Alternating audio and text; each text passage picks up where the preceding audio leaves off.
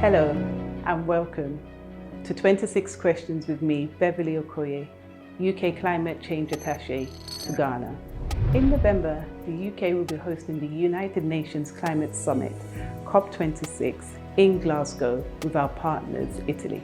Ahead of this summit, we would like to highlight the work of change makers in Ghana to address, adapt and build resilience against climate change. So without further ado, let's begin 26 Questions with Yvaya Farm.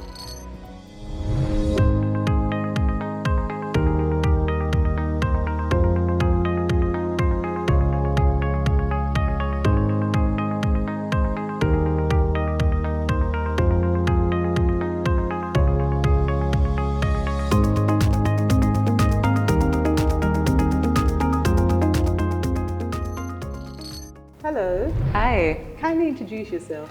I am Yvette and I am co-founder of this great dried fruit brand from Ghana. Fantastic. And what is Yvaya Farm? We are an agro-processing company that essentially takes the incredible fresh tropical fruit from Ghana and transforms it into this super convenient, healthy snack. Wow, amazing. And what led you to develop this? Actually, I originally wanted to start a farm and I moved back to Ghana. I moved to Ghana in 2016 and I thought actually there's a lot of farmers already, but at the time I wasn't seeing a number of indigenous brands, and so I really wanted to see value addition happen. Right, amazing. And where can we find this amazing products? We are actually sold in a number of different supermarkets here in Ghana, from Koala and ShopRite, Wow. but we're actually also available in stores even in Japan and the US. Amazing. Wow. And how many farmers do you kind of work with? We work at the moment with 8 farmers, and they're mostly in the eastern region of Ghana, which is kind of like our fruit basket, or one of the fruit baskets of Ghana, and also in the Greater Accra region as well. Amazing. So let me ask, why Ghana? You could have been anywhere in the world. Why Ghana particularly? Right. I finished university in the States and just had this impulse to come and see what it would be like to be a few months in the place where my family is from. Yeah. So I moved here and I thought, okay, I can live by the beach in Accra and basically have access to land and resources. Amazing. And I'm sure there's a lot of impact on the local community. Would you mind saying a few words of how you impact the local community? Definitely. So one of the things that's really important to me about the work that we do is that we are creating sustainable jobs in sustainability, as well as helping develop the agricultural market. So we're trying to make sure that rural farming communities have access to markets so that they are getting higher incomes and more income just in general. Wow. And how long have you been in operation? We have been working for about 4 years now. Amazing. Yes. Wow. So complete the sentence for me. The journey of Yvaya Farms has been? The journey of Yvaya Farm has been a great challenge with much success. And you hit that word, challenge. Mm-hmm. Would you mind expanding a little bit more about what those challenges have been? Well, I think any aspect of the food business is going to be challenging because there's so many different things that can go wrong, and food is quite delicate, even though the whole point of our business is to preserve food. Right. If we don't act at the right moment, we're going to lose the opportunity to recover that energy, recover the resources as well. And then there's also the challenges of just making sure that logistics are in place, that we know where to get the fruit and we know where to send the fruit once we've processed it. Amazing. So where are we now? Basically, this is where the process begins. So just through that door, through that window, that's where we receive the fruits from the farmers. Okay. They're washed out there, then they're peeled there, and this is where my wonderful production staff actually cuts the product and then puts them into the trays. Amazing. So these are the trays that we actually use for the drying process. Right. So once we've cut the fruit, they come into here and then these trays go into the drying machine. Okay. Wow, that's amazing. You've got quite a few. Yeah. Wow. Yeah, it's pretty important that we produce a lot. Yeah. Wow. Okay, great. Tell me, what is your general perception of climate change as a whole? I think climate change is not just a looming issue, but an issue that kind of is this box around everything that we do, from the small actions to the big actions. And unfortunately, it's this issue that we're not probably thinking about enough, whether it's in waste, whether it's in consumption, and whether it's in agriculture. Amazing. I completely agree. And specifically to Ghana, what do you think some of the challenges of climate change are? What we've already seen as an agricultural agribusiness is that there is already a change in rainy seasons, in seasonalities, and availability of fruit. And when we're trying to, create a product that can serve not only the local market, but also the international market, we need to be able to have some consistency and to know what to expect, to know how to plan. But we're seeing that that illusion of control has already gone. Yeah. And how would you say climate change affects civil society here in Ghana? Well, I think that life and livelihoods are much more insecure than many people realize, whether it's work, whether it's access to housing, whether it's about electricity and water. And climate change is obviously impacting energy, water, housing. And so I think it's making life just much more insecure for people. Yeah. And of course, I'm sure food security as well, not having certain foods available is also perhaps an issue as well here in Ghana. Definitely, definitely. So just, like I mentioned, seasonal weather patterns are changing, which means that like even fresh fruit is maybe not as readily available, or agriculture, that first level of agriculture is more difficult. But it also means that we're having to do more work, or maybe we have less access to fruit inputs, which also makes our product a bit more expensive. So my dream has always been that this product could serve the mass market, but at the moment we're only actually able to serve a segment of the market that can afford it. How has climate change actually impacted Yvaya food directly? I'll use the example of our most popular fruit, which is mango. Changes in weather patterns mean that we have less ready access to fruits, and maybe like the yield is a bit lower, or maybe there's problems with the actual fruit, maybe more disease. And that means that we're not able to create the product that we need and then to sell it. Right, that's true. And you know what the next question is, how have you been able to adapt to these challenges? So actually, interestingly enough, what I've tried to do as a founder and as a business owner and as a leader is actually just try and communicate more.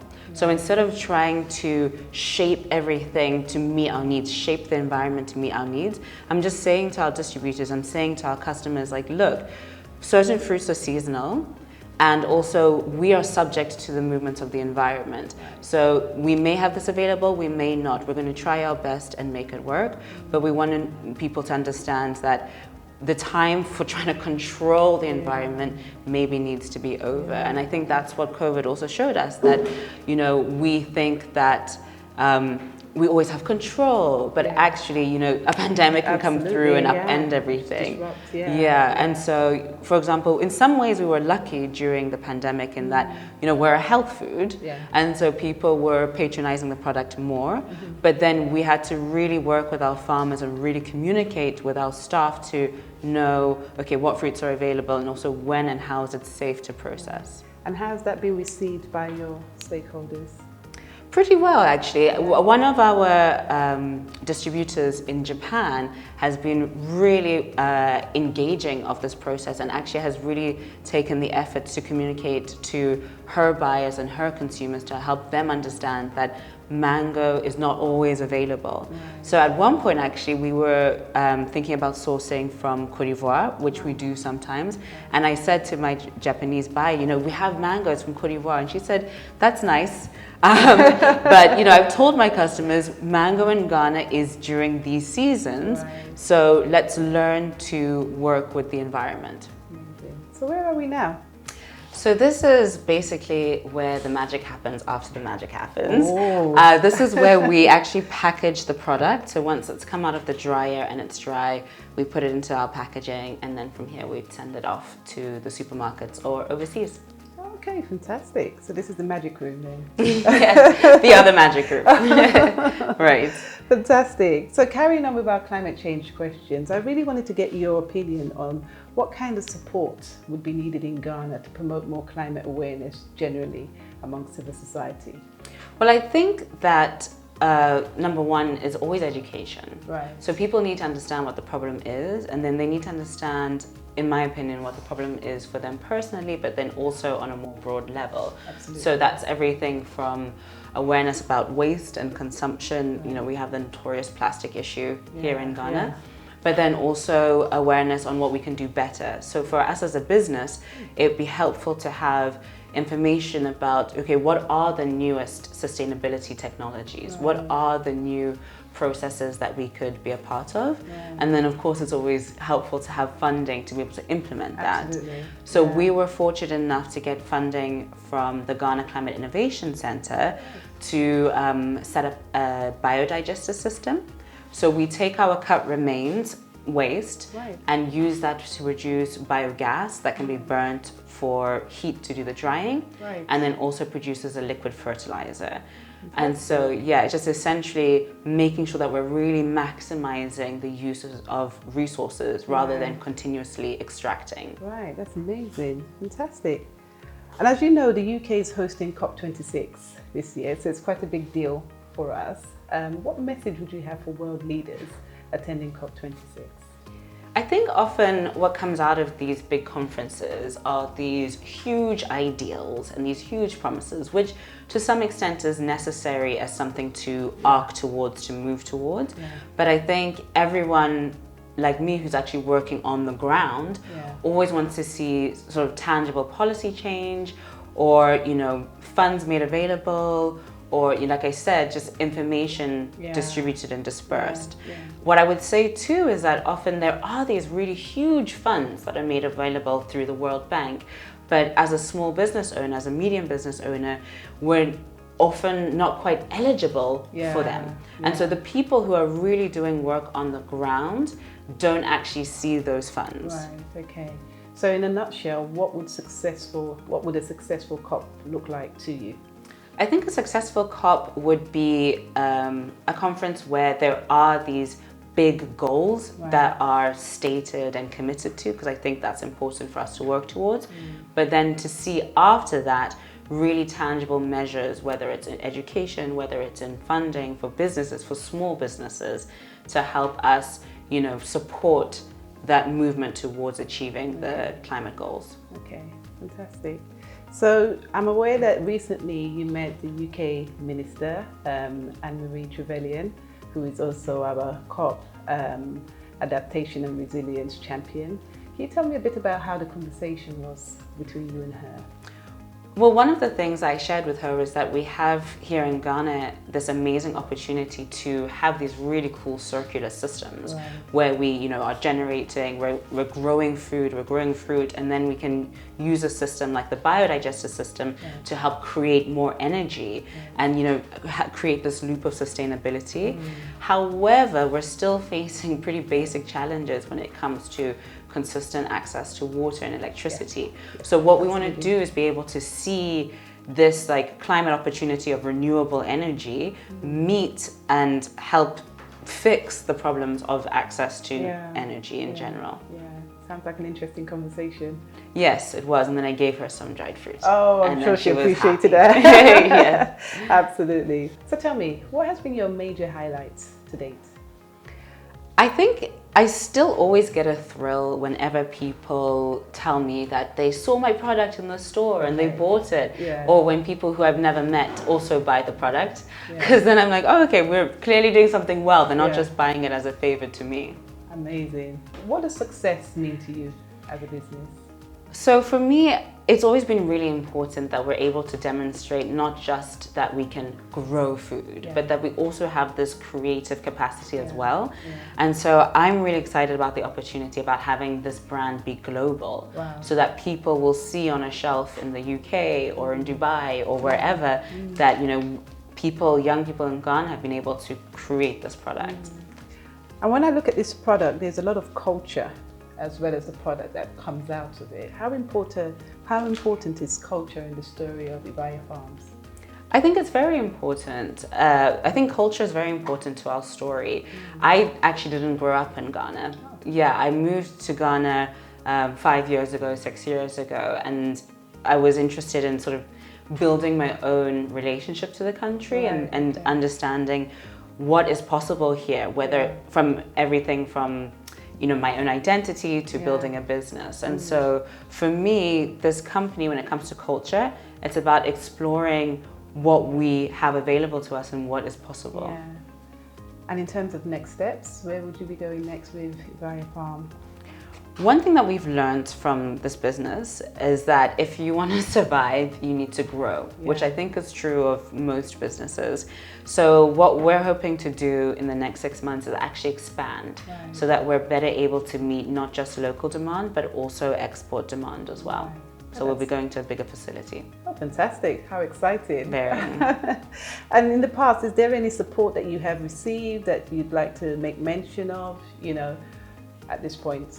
Yeah, definitely support is key to being able to do these businesses. And there's always the family and friend support. Yeah. But one of the first grant programs that I was in was actually from the UK. It was an engine business program. Oh, wow. Yeah, and what was really helpful about that program was that not only did they give me funding to be able to register the product and formalize the business, but they also gave us all these templates so that we had to write proper business plans and really start instilling in us the necessity of formal processes in the business. That sounds amazing and very necessary as a young business starting up and trying to grow. It's almost time for the end of our questions, but I have to ask, what is your favorite Yvaya product? Oh man. I know, it's like choosing between your children. Yes, it is. And but I have to ask the question. Yeah, there's a crowd favorite. So my favorite actually is the dried banana. Ah. Yeah, it's supple. It has a really nice sort of soft honeyish flavor. Yeah. People always ask us if we add honey. Nope. Just nothing, just the banana. Wow. But yeah, the crowd favorite is mango. Oh, wow. Yeah. Yvette, I have to say thank you so much for your time. It's been an absolute pleasure to come and view your facility, hear about your product and hear about your next steps. We're really excited of being with you and looking forward to the next steps of your journey. Thank you very much. Yeah, welcome.